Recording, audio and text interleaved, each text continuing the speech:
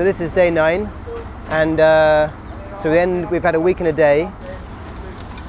It is it's a real turnaround day for us because we start to get the trees in, and the trees really make the space feel more like a garden than a building site.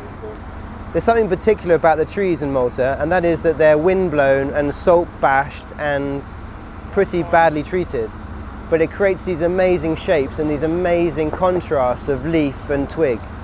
And that kind of spininess in the vegetation has a real particular quality which makes it very Maltese and almost nowhere else. Even in Sicily, it feels lusher. There's something about the Maltese landscape which is extraordinary. And here, sitting in this pistachier, which is one of the big natural native plants which dominates the garrigue, the richer garrigue areas, we can see that kind of gnarled, low-growing, kept down by the wind vegetation.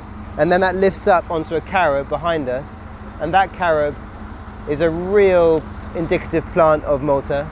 And again, it's sort of in this ball shape, but that ball shape is not because of the nursery growing. That ball shape is because of the wind passing through this quarry. We don't get big leggy stems because those big leggy stems get blown off by the wind. So this kind of linked vegetation which keeps the whole thing feeling like we're in a piece of landscape, another part of the world. We're not in this lush, loose London air. We're in a very windblown, hard, dry climate. So it's really good that to get to see the big things go in, the massive things, but without all the little bits linking up and being flush and feeling like they're all part of one object, which is one lump of rock that we've dug this out of. It sort of feels light, and it's got this sort of lack of, feels like a building site instead of a rock. And so as you see all these surfaces coming together and starting to touch and starting to meet, suddenly that mass of rock sort of evolves out the ground, and that evolution is very exciting. That's just starting to happen today. We're starting to see walls meet pillars, meet pools, and those things all interlinking. The build has been millimetre perfect on a massive scale, and so we've had some amazing people with theodolites making sure every single detail of this brutalist piece of architecture is perfect.